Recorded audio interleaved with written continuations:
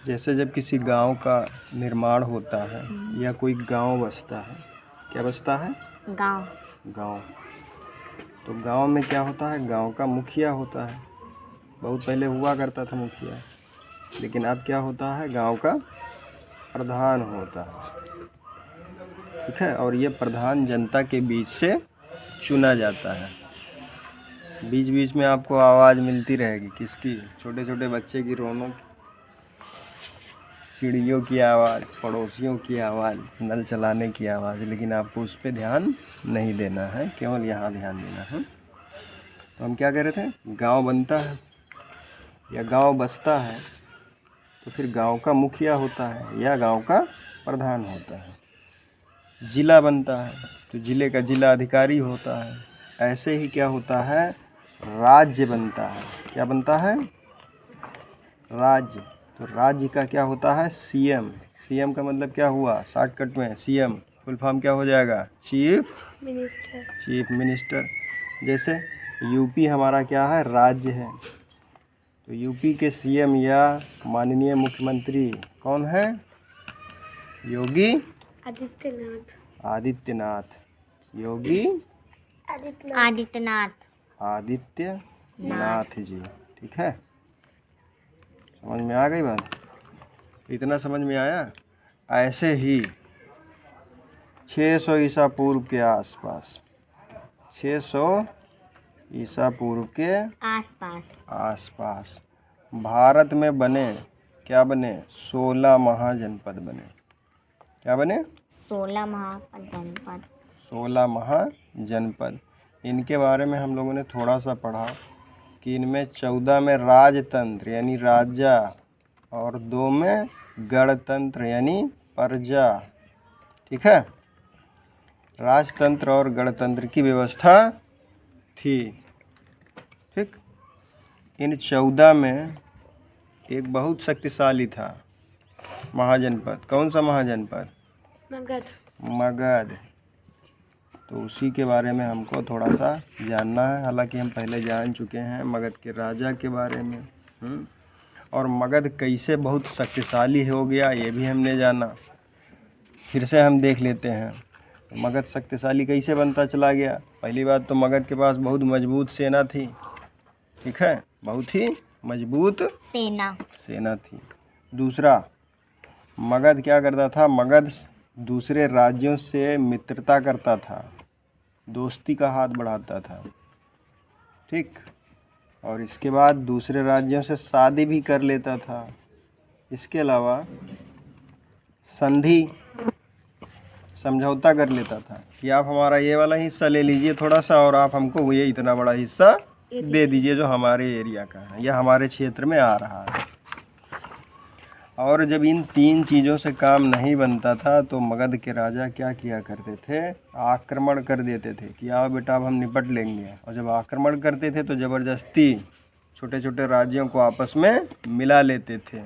इस प्रकार छोटे छोटे राज्यों को मिलाने से ही मगध क्या हो गया? बहुत बड़ा साम्राज्य बन गया। ठीक। इतनी जानकारी हमको मिल चुकी है। तो जाहिर सी बात है कि जब कोई साम्राज्य बनेगा, जब कोई साम्राज्य बनेगा या राज्य बनेगा तो उसका कोई ना कोई क्या होना चाहिए? राजा होना चाहिए। क्या होना चाहिए? राजा। तो ऐसे ही मगध साम्राज्य पर समय के साथ अलग अलग वंश के राजाओं ने शासन किया। हमको जानना है। जिनमें पहला वंश आता है हर्यक वंश का। ठीक है। कौन सा? हर्यक वंश। हर्यक वंश। यह इस वंश का जो राजा या इस वंश के जो राजा होते हैं उनका शासनकाल 544 से 412 ईसा पूर्व के आसपास होता है। इसके बाद मगध साम्राज्य पर एक दूसरे वंश का शासन होता है। ठीक। जैसे गांव में प्रधानी बदलती है ना, गांव में प्रधानी बदलती है या राज्य में मुख्यमंत्री बदलते हैं, ऐसे ही समय के साथ इन राजा के वंश में भी परिवर्तन होता गया। हर एक वंश के राजाओं ने शासन कर लिया मगध पर। इसके बाद फिर नंबर आया किसका? शिशुनाग वंश का। किसका आया? शिशुनाग वंश। शिशुनाग वंश का। ठीक है। अब इनके राजाओं ने कब तक शासन किया? 412 से 344 ईसा पूर्व तक शासन किया। और इसके बाद फिर आता है नंद वंश का। किसका?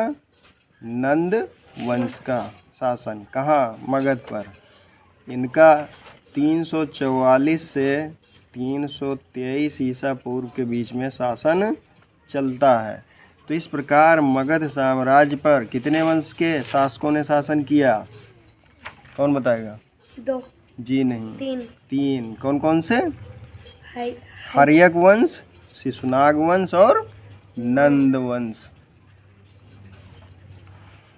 3 वंश के शासकों ने शासन किया। ठीक है। अब ये तीनों वंश के शासक शासन किए। इन लोगों के पास में विशाल सेना थी।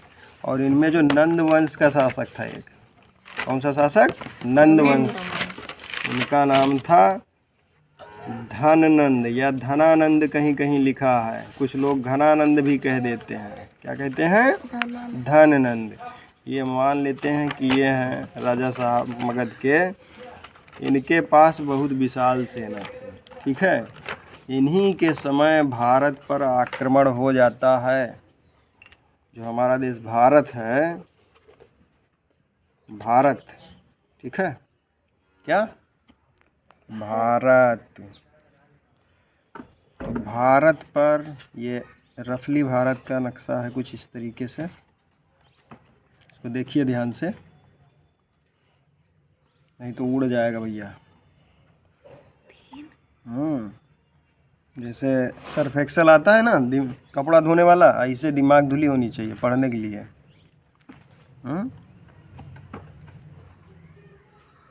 पता लगा कि दिमाग में कूड़ा कचरा भर लेंगे तो क्या होगा। ये हो गया भारत। ठीक है। ये भारत का नक्शा है। अगर हम पड़ोसी देश को देखें तो ये नेपाल हो जाएगा, यहाँ आपका अफगानिस्तान, पाकिस्तान, और ये अरब सागर, बंगाल की खाड़ी, श्रीलंका, और यहीं पे आपका म्यांमार, चीन, भूटान हो जाएगा। ठीक है। तो इसी भारत पर ध्यान दीजिए, इसी भारत पर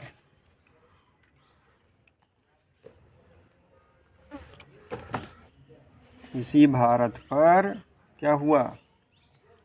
सिकंदर का आक्रमण। किसका हुआ? सिकंदर का आक्रमण। सिकंदर का आक्रमण हो गया। और ये सिकंदर का आक्रमण जो हुआ, ये किसके समय में हुआ? नंद वंश के शासक धननंद के समय में हुआ। किसके समय में? धननंद के समय में। कहा जाता है कि सिकंदर की सेना डर के मारे भाग गई। क्यों? क्योंकि धननंद के पास बहुत विशाल सेना थी। ठीक है। तो इस प्रकार क्या हुआ? सिकंदर का धननंद से युद्ध नहीं हुआ, लेकिन सिकंदर का युद्ध हुआ किसके बीच? सिकंदर और पुरु के बीच। किसके बीच? सिकंदर और पुरु। एक शासक था पुरु। इन दोनों के बीच में युद्ध हुआ, जबकि धननंद के बीच में युद्ध नहीं हुआ। क्यों? क्योंकि सिकंदर की सेना डर गई, ऐसा माना जाता है। और वैसे भी विश्व विजेता के रूप में विश्व को जीतने के लिए सिकंदर निकला था, लेकिन सिकंदर के सैनिक लड़ते लड़ते लड़ते लड़ते थक चुके थे। ठीक है। फिर वो वापस चले जाते हैं। आगे की कहानी है। तो सिकंदर और पुरु के बीच में क्या हुआ? ढिसुम ढिसुम मार काट। इसकी कहानी हम पढ़ेंगे। ठीक। तो क्वेश्चन बनता है, क्या बनता है कि महाजनपद काल में कितने राज्य थे? कौन बताएगा? कितने राज्य थे? 16 महाजनपद में कितने में राजतंत्र का शासन था? 14। और कितने ऐसे थे जो गणतंत्र वाले थे? 2। 2। 14 में सबसे शक्तिशाली साम्राज्य मगध। मगध साम्राज्य पर 3 वंश के शासकों ने क्रमशः शासन किया। नंबर 1 पर शासन किसका रहा, किस वंश का? हाँ, हर्यक, हर्यक वंश का। और दूसरा, शिशुनाग, तीसरा, नंद वंश। किसके समय में सिकंदर ने भारत पर आक्रमण करने की कोशिश की? धननंद। धननंद। धननंद किस वंश का शासक था? नंद वंश का। ठीक है। सिकंदर और एक राजा के बीच युद्ध हुआ, उस राजा का नाम क्या है? सिकंदर और एक राजा के बीच युद्ध हुआ, उस राजा का नाम क्या है? पुरु। पुरु।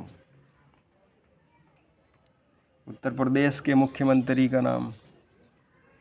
श्री योगी आदित्यनाथ।